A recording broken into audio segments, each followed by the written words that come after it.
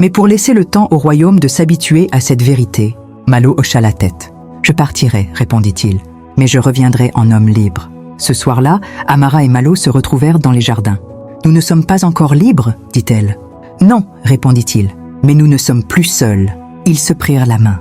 Au loin, le peuple chantait doucement. Pas une célébration, une promesse fragile. Le roi Kandé observa la scène depuis une terrasse. Il savait que la paix ne serait pas immédiate, que le changement coûterait. Mais pour la première fois depuis longtemps, il n'avait pas gouverné par peur. Sangara entrait dans une nouvelle ère, incertaine, douloureuse, mais vivante. Et l'amour, longtemps accusé de menacer le royaume, venait d'en révéler la force cachée. Le changement ne vint pas comme une victoire. Il vint comme une fatigue. Les semaines qui suivirent la décision du roi Kandé furent difficiles pour Sangara.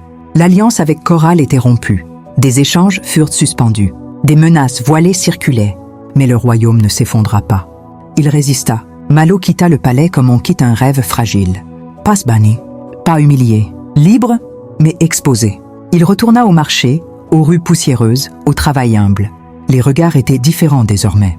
Certains l'admiraient, d'autres le craignaient, quelques-uns le haïssaient. Mais plus personne ne pouvait prétendre qu'il n'existait pas. Amara, de son côté, n'était plus la même princesse. Elle continuait à vivre au palais, mais son rôle changeait. Elle parlait au peuple, elle écoutait. Les femmes venaient la voir en secret. « Si toi, tu as osé, alors peut-être que nous aussi. » Ces mots lui donnaient autant de force que de responsabilité. Le roi Kandé vieillissait vite.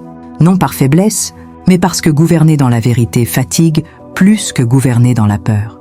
Un soir, il convoqua Amara.